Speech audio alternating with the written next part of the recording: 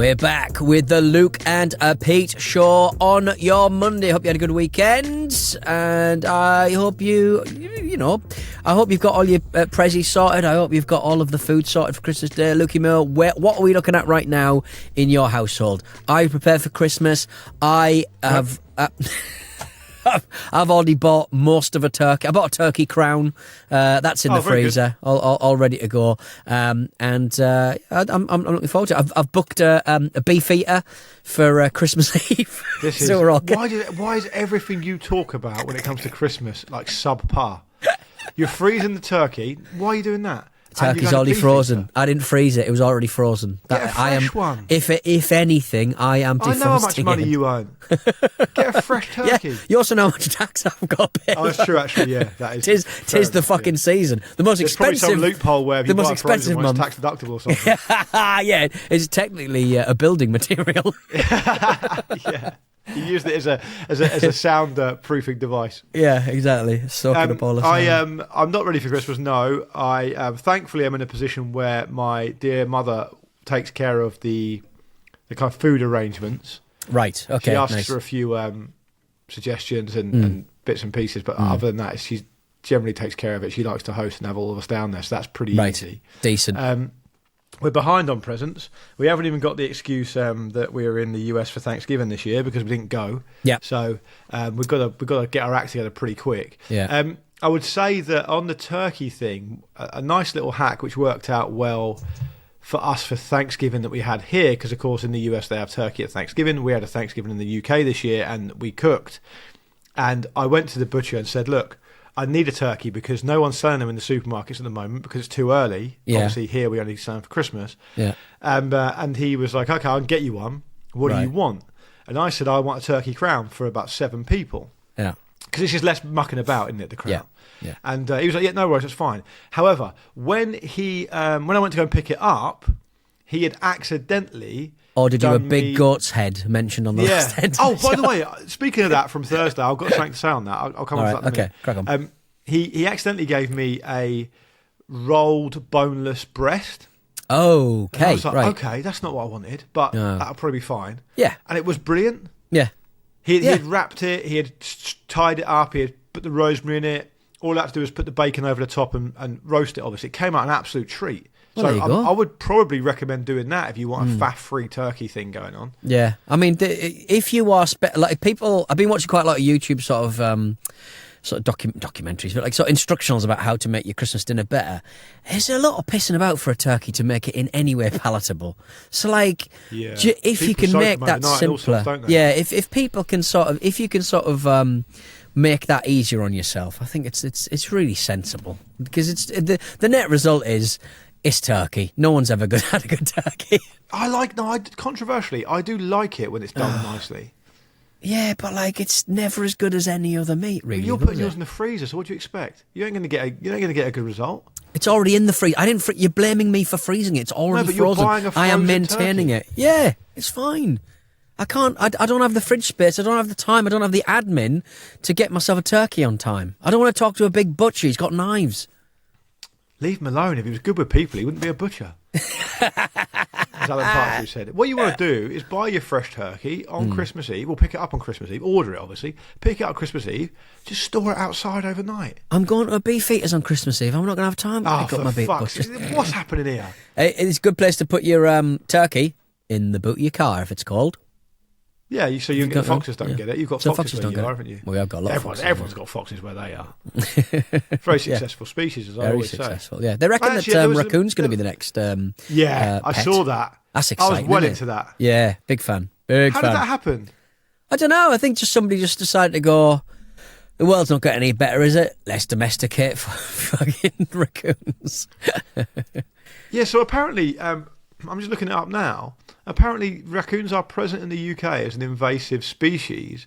This is thought to mainly come from escapes and or releases. They're all over Cornwall, apparently. What? I've never seen a cut. That's amazing. I wonder what damage they've done because they're very, like you said, they're very successful as a They're very They're absolute comedy as well. Yeah, really. They do that funny mad thing where they freeze when they get caught doing something. It looks like a cartoon. I've seen them do it. I've seen in Vermont. I've seen them do it. Yeah. Like there was one outside the bin shed thing at the bottom of my wife's uncle's garden and street, and someone put the flashlight on them, and they just freeze like their hands up. It's fucking funny. It looks like they're taking the piss. Beautiful. It's great. Anyway, the turkey thing. Anyway, that's a little tip for you if you're interested. Yep. Don't put it in the air fryer. Don't freeze it. But Pete and I disagree on that. Fair enough. The sheep's head thing you were talking about on Thursday, I suddenly thought after we stopped recording, a good friend of mine, Carl, who listens to the show, and listen, he says he listens, so we'll find out, won't we? We'll find out. He's got an amazing story about, and I'm not going to tell it because I think he should email it in because he'll be able to do it much better, more justice than me. He's got an amazing story about being sent by a company out to quite a sparsely populated part of Egypt to do some software programming for some hotel or something, but it wasn't built. It was very, very out there.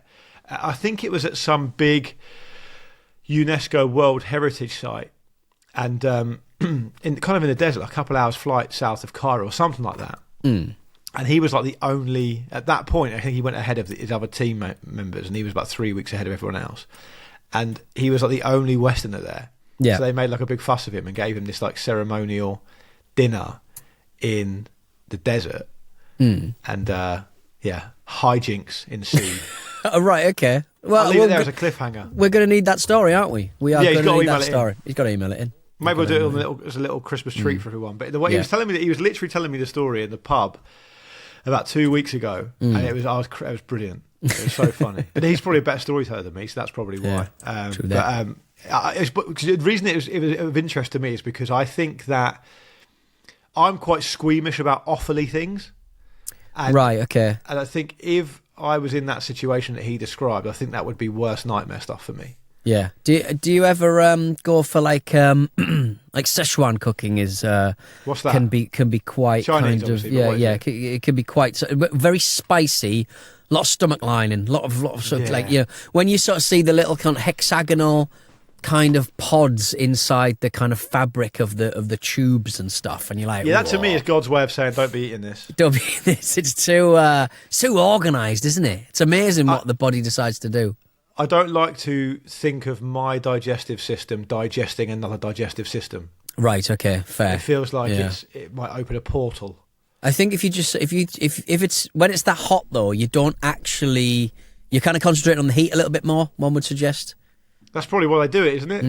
Yeah, probably. You can get away with eating any old nonsense. I'm kind of fascinated by people who will eat anything. I know, like I can think of the people in my life who are notorious for just trying anything. Right. And I'm not like that, so that's why it's kind of interesting to me. But LC, my father-in-law, he's like that. He's just really into food, so he'll just try anything. Has he ever had a what do you call it? One of those oysters? Is it a plains oyster or basically a bull testicle? Has he ever had a bull testicle? Oh, so they're not actually oysters? No, they're not actually oysters. They're called something oysters, and it's kind of like... is it a prairie oyster? Prairie oyster, that was the word I was trying to find. Deep-fried bull or calf testicles served as a delicacy with seasoning known as Rocky Mountain oysters. That could come back to haunt you. If someone said to me, do you want a Rocky Mountain oyster? I would say, yes, I like oysters. Yeah, exactly. I was like, it's a plump...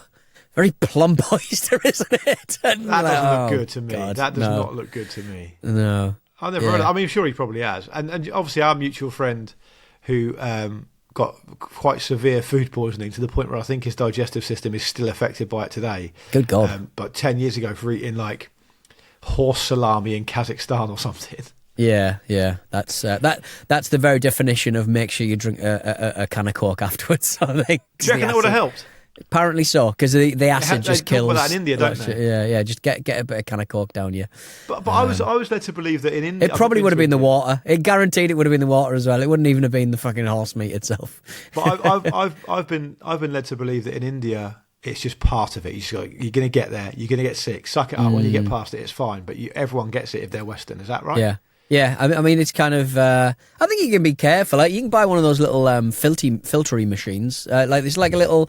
It's like basically a little water bottle. It's got a filter in the top that you can literally just fucking pull water out of the fucking sewer and suck it down. And like, I don't think that's not. You that's can not do true. that. That's not do true. That. You can don't say that that to people, Peter. I will say that to people. You're saying that with this little device that you put at the top of a water bottle, you can pull it out of an Indian sewer.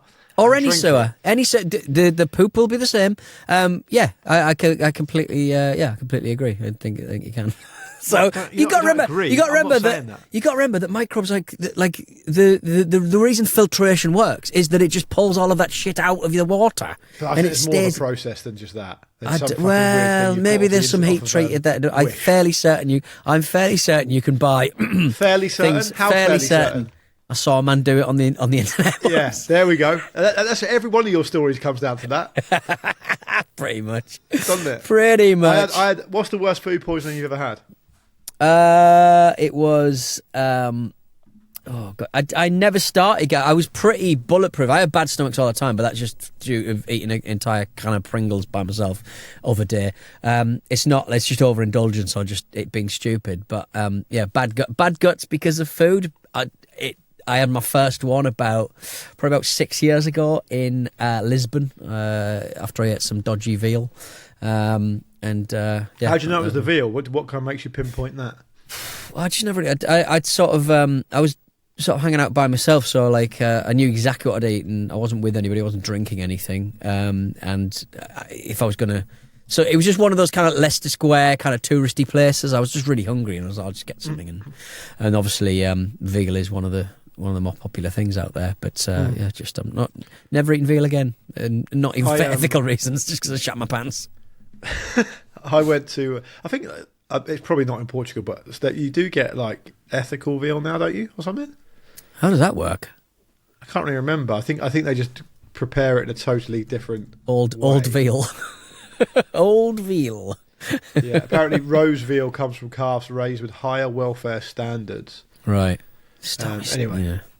I don't think it's the same white colour which they go for. It's horrible that. Anyway, right. I remember the reason I know exactly when it was is because I was in bed thinking I was going to die when Bradford knocked Arsenal out of the League Cup on penalties in 2012. Were you delirious? That definitely happened, I think. Yeah. I don't think it was that delirious. But a few days before that, I had been to a Spurs game at White Hart Lane. I was running a bit late. No, it wasn't lasagna. That would be funny. I was running a bit late and I needed to get something to eat. I was starving.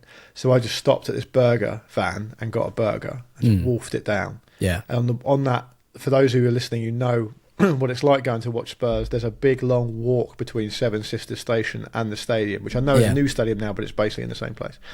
About 25-minute walk. And about halfway through the second half, I started to feel weird. But not like as in I'm going to be sick weird, just like woozy boozy. I'm sweating.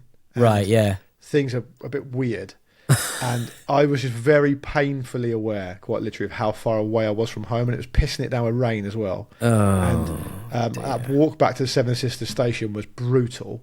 I ended up on my back for about a week. And the reason I remember the Arsenal-Bradford thing about 3 days later is because Bradford ended up knocking Arsenal out the League Cup on penalties.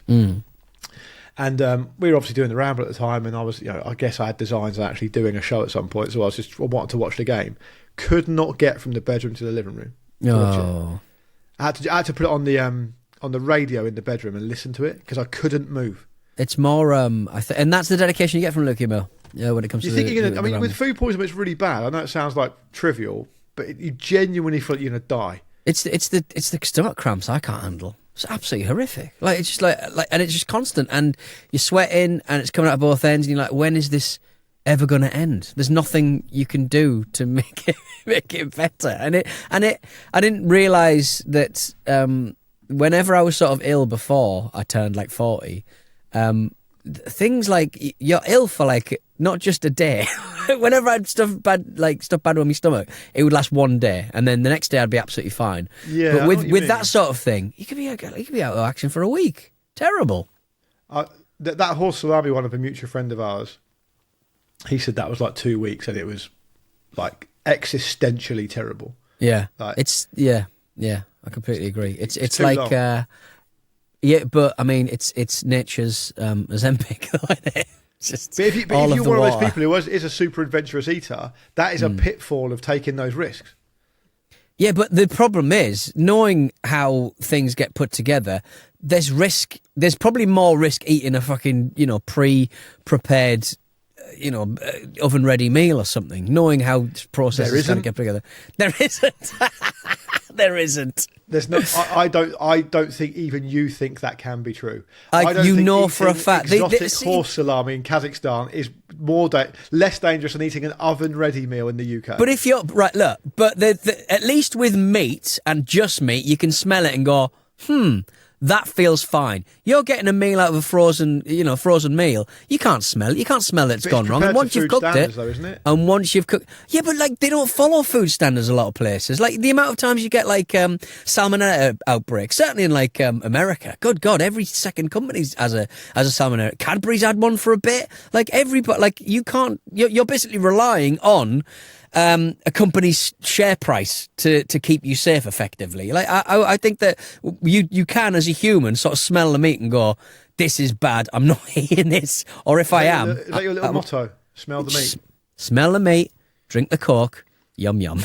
On that note, by the way, have you noticed on Kellogg's cereal packets, the boxes now, they say combat food wastage. If your food is out of date, smell it, check it before you chuck it away. If it smells fine, you can eat it. Yeah. And I thought that's quite a risky thing for a company to say, isn't it? I think probably one of those kind of... I agree, by the way. I think it's quite a risky thing to say. I think it's kind of, you are relying on people's kind of judgment a lot, and perhaps... perhaps there is some kind of like legal classification that food companies can do this. But like, I think with... maybe like cornflakes are quite inert. The sort of mould that grows on cornflakes is spectacularly colourful, or you can really tell if it's gone off. Or I think surely they just go stale, don't they? The old it's not pleasant to eat, is it? No. One of my favourite food poisoning stories is the story at the start of a book called Slaying the Badger. Right. By Greg LeMond, who's the first American to win the Tour de France. I'm familiar with Greg LeMond. He was a big part of a documentary I put together a little while ago. He's very charismatic man. For once, I will apologise for patronising you. I'm very sorry doing that. That's all right.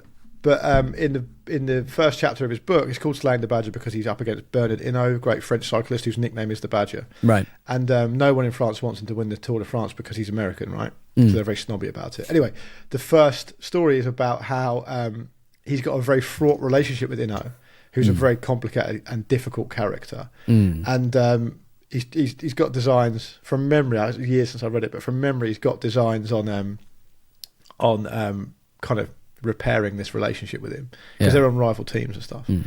And because they're on the tour, they're living out of these kind of motorhome type things. Yeah. And Greg LeMond eats a peach, and it's a really rotten peach, and he doesn't know, and it gives him food poisoning. Right. In the middle of the tour, so he's got the shits, right?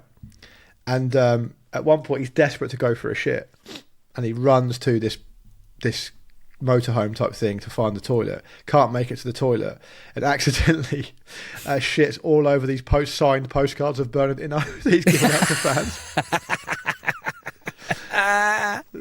That's a real fuck you. Very enjoyable. We should listen to our listeners, as it were. We should get them to send in their favourite. Everyone must have a food poisoning story. Send it in. Yeah, we'd love to hear. We'll compile the best food poisoning stories. It'll be a bit gross, but it might be quite fun. Yeah.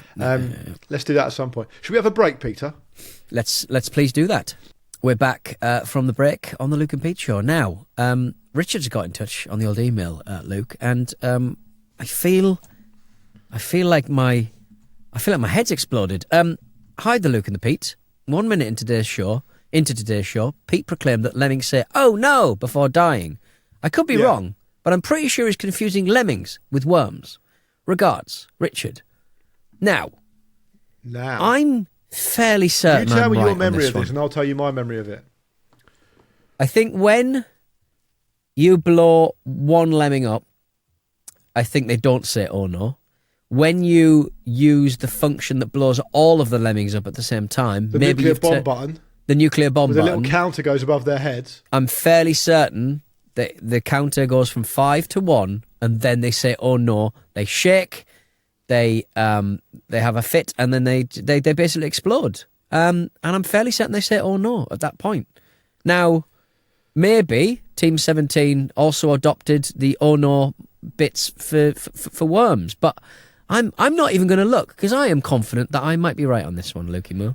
Yeah, so my memory is they definitely Lemmings definitely said, "Oh no," even when you killed them individually. Yeah. A little counter went above their head, 5, 4, 3, 2, 1. Oh no, and they blew up. Yeah. The nuclear bomb option, which is a brilliant way of ending a game. Because technically with Lemmings, you probably could have just pressed the end game and it could have ended, but they make you blow them all up, which is funny. Yeah. Now, I think they definitely said, "Oh no" in Lemmings, so I would agree with you. I think Richard is wrong, but I'd also add a further bit of seasoning to this conversation. And that is that I think Worms, which I played a bit, but not as much as Lemmings. From memory, Worms came along a lot later. Yeah. It was a PlayStation 1 game, I want to say. Maybe. I can't really remember, but that's where I played it anyway. I think the Worms said different things depending on how they were killed. And the reason I'm saying that, "Oh no," I think probably was one of them. Right. But I remember if you killed Worms on a certain level in a certain way, they would say, "I'll be back," like Arnold Schwarzenegger. Nice. Okay. Yeah, that feels. Can you substantiate that? That feels accurate. There's a lot of pissing about in Worms. They had quite a lot of different games through time, and you can probably buy a copy of Worms on pretty much anything that's ever had a microchip in the last sort of 20 years. But yeah, I completely agree. I think they did say different things. I think they did play with the form a bit more. Because Worms was one of those games, almost like Cannon Fodder, which was very knowing, right? It'd give you a wink. It would give you a kind of like, "War has never been so much fun." Do you remember the Exactly. Cannon Fodder song from the start of Cannon Fodder? "War has never been so much fun. War has never been so much fun." It's a great game, and it was created by Sensible Software, right? Yes, John Hare. John Hare, who I interviewed in COVID about Sensible Soccer. Oh, that's right. Yes, you did. But it never got released. I don't know why. I can't remember what happened. Let's put it out. Let's find it. There's loads of these little projects that we've kind of done over the years, and that we've. I think what might have happened was during COVID, I was doing a lot of interview episodes because we needed stuff, and you were doing your film club. I was just basically getting hold of people and saying, "Look, do you want to do an interview?" Because we wanted to do episodes with people because no one had anything to do. We also admittedly want to maintain our income as well. Well, I definitely interviewed John Hare. And I'll tell you why I definitely interviewed him, because he called into my TalkSport show randomly and was like, right. he was talking about, someone was talking about a new FIFA game or something. And he called in and was like, "Oh, this is why this has happened," or something like that. I can't fucking remember. It was ages ago. Yeah. And I just tapped him up on the ad break. I said, "Look, John, do you want to be on the ramble?" And he's like, "Yeah, I'm up for that." And I interviewed him. It was a fascinating interview, but for some reason it never came out. At least I don't think it came out. No. So it'll be in the he did Dropbox Cannon Fodder as well, which I loved. I absolutely loved it. They always say that they're gonna. Everyone gets very excited when sort of they're gonna re-release, a new version of Sensible Soccer, but it was of its time. It's just not going to be anything that's close. My favourite fact about Sensible, about Cannon Fodder, which John Hare told me, and I never had Cannon Fodder because I think it only came out on the Amiga. Yes, and I didn't have an Amiga, right? And I think I was playing these games around mates' houses and stuff because I had a BBC Micro, as I said to you, and then following that I had a BBC Master.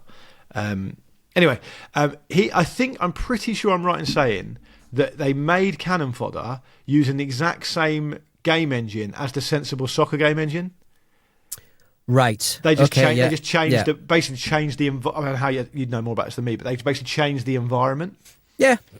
Similar vibes. Very, very green, I suppose, wasn't it? A lot of the and very top down and kind of similar kind of controls. In the same way they made a space version of Sensible Soccer for Amiga Power one Christmas. They made Did they really? They did, and the ball was very bouncy.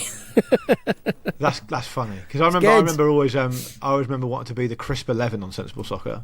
The Crisp 11. Oh yeah, because there was so many like custom teams and stuff. Yeah. And, I went through. There was one. I think I went through like 20 seasons until the actual game just carked it. Sensible World of Soccer was. Sensible World of Soccer was brilliant. Where you could do transfers and stuff. Yeah, that was that was the one for me, and there was one that I just went through 20 seasons of it, never played a single game by myself. I think I might have done a couple of FA Cup finals, took Newcastle to Champions League glory and stuff, and just buying and selling players, and it was a very simple version of like Football Manager. And oh god, I love that game. That really I remember having a career mode on Sensible World of Soccer and buying Zinedine Zidane for $5 million. I think it was the most exciting thing that ever happened. But I can't remember even if they had better skills on the pitch. No, I think they would usually be a little bit faster. I think. That makes sense. And the ball would stick to your feet a bit more. I think in 50-50s. But if you played it back now, do you reckon it'd be good? I think it'd be good for one game, but it's just things have changed, man. Things have changed. Because I remember being sick about 2 years ago and downloading GoldenEye to my MacBook. Nice, yeah.